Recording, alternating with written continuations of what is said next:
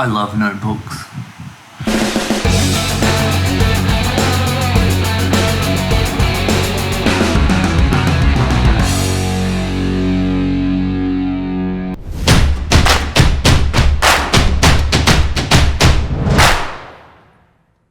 If this is your first time here, I'm Damien from English Riot, and I'm the sledgehammer that smashes down English language barriers.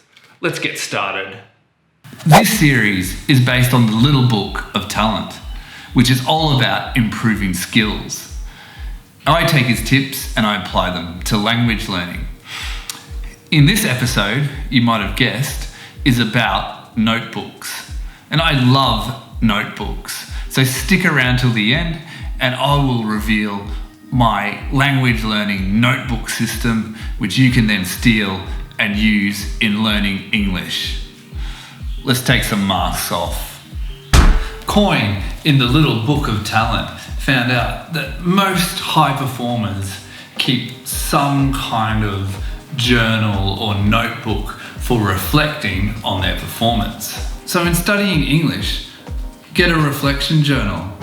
And in this journal, write about the learning activities you're doing each week in English. Reflect on them. Think, what went well with this activity? What went bad? And what would I do differently if I did this activity again next week? Here's an example. This is Yuki's reflection on using Quizlet for remembering new vocabulary. And she comments, "Useful words and expressions I found in my reading I noted down. I then inputted them into Quizlet. The first time doing this took a bit longer than I thought. I then quizzed myself about the words through the app at home in the morning and on the way home from school in the evening. I'll continue to do this regularly and hopefully by the end of the month I'll see improvements in my vocabulary."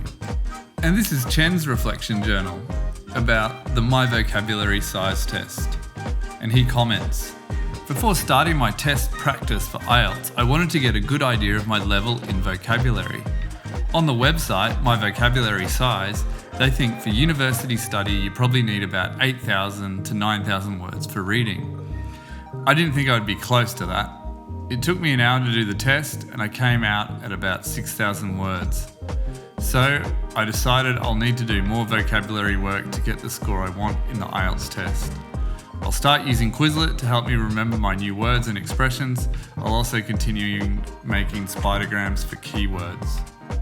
Okay, as promised, let's dive deep into my own personal Thai notebook system. My reflection journal. This is where I keep the two examples I showed you before. Remember, think about how successful you were and what you'll do next time and keep them in this journal. My master vocabulary book. I organise it like a dictionary. I have an index at the start so it's easy to find the words. And each entry I have the word, a translation, word type, collocations, and example sentence. This is my quiz book. I test and quiz myself, in particular with vocabulary. Remember, you need to use it or lose it. My language scrapbook. I keep lots of cool, important information. I have an index, my goals for my language journey, language learning activities, pronunciation guide, tone guide, classroom language, like how to ask questions in class, and then I'm still adding more information all the time. Finally, my language learning folder, which has in it my learning how to learn strategies, a range of language learning activities to choose from, a habit tracker, lots of scripts for the audio or listening work I'm doing in Thai, and finally I keep some of my mnemonics, which are like memory techniques, and this one was to help me remember the months in Thai. If you want more details, then check out my book, English Vocabulary Unmasked. You'll find the link in the description.